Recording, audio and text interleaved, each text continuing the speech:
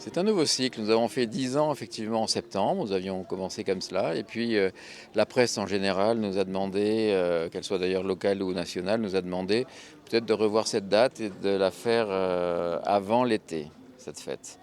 Et pourquoi? Parce qu'il y avait peut-être plus de facilité à relater l'événement ensuite dans l'été. Et j'étais sensible quand même à cet argument.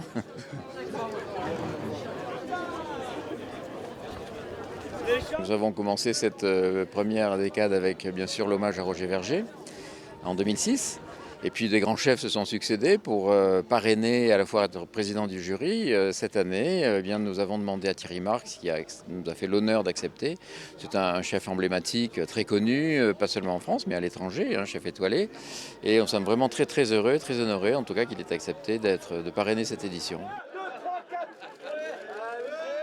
Nous avons cette année, nous recevons 140 chefs des 5 continents qui viennent du monde entier. Donc je pense que ça va être vraiment une très très belle fête.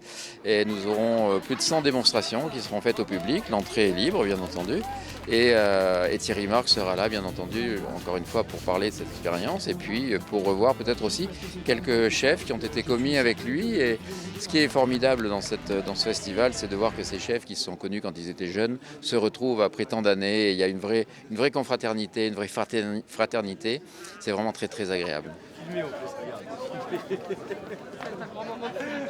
Comment finalement mieux se comprendre qu'autour d'un repas avec un bon vin et de bons plats. Donc c'est vrai que ça symbolise la convivialité et je crois qu'il fallait qu'en France il y ait un festival de cette nature, de cette ampleur qui amène quand même chaque année plus de 30 000 personnes. L'année dernière au 10e anniversaire nous avons eu 40 000 visiteurs quand même. Et je crois que c'est devenu probablement la plus grande fête gastronomique, en tout cas ouverte au public, en France et peut-être même en Europe. Je pense que c'est l'événement culinaire dans notre hexagone et qui est très connu maintenant à l'étranger, parce qu'imaginez quand même 130 chefs chaque année venant du monde entier depuis 10 ans.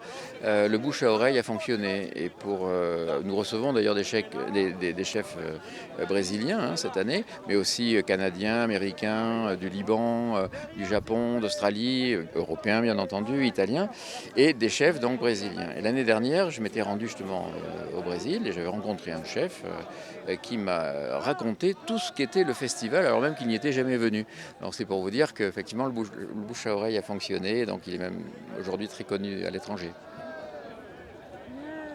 Alors il y a des nouveautés dans ce festival. Il y a le Bouillon de Culture qui est un espace de conférence où on va parler des grands thèmes de la gastronomie, de grands sujets ou de diététique aussi, enfin tout ce qui peut tourner autour en tout cas du plat et de la gastronomie.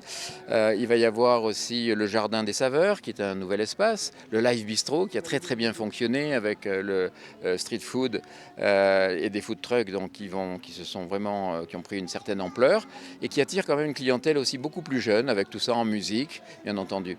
Nous avons des moments forts de ce festival. Demain matin, donc, il va y avoir le concours du jeune pâtissier, concours international. Dimanche matin, il va y avoir le lancement à 10h aussi du concours du jeune chef, qui est un concours international. Il y a eu plusieurs candidats, donc une première sélection a eu lieu, et donc c'est la finale qui a lieu dimanche matin. À 14h dimanche, donc, il y aura également le concours du jeune sommelier et du barman. Donc vous voyez, il y a différents concours qui ont maintenant pris une certaine ampleur et une certaine stature.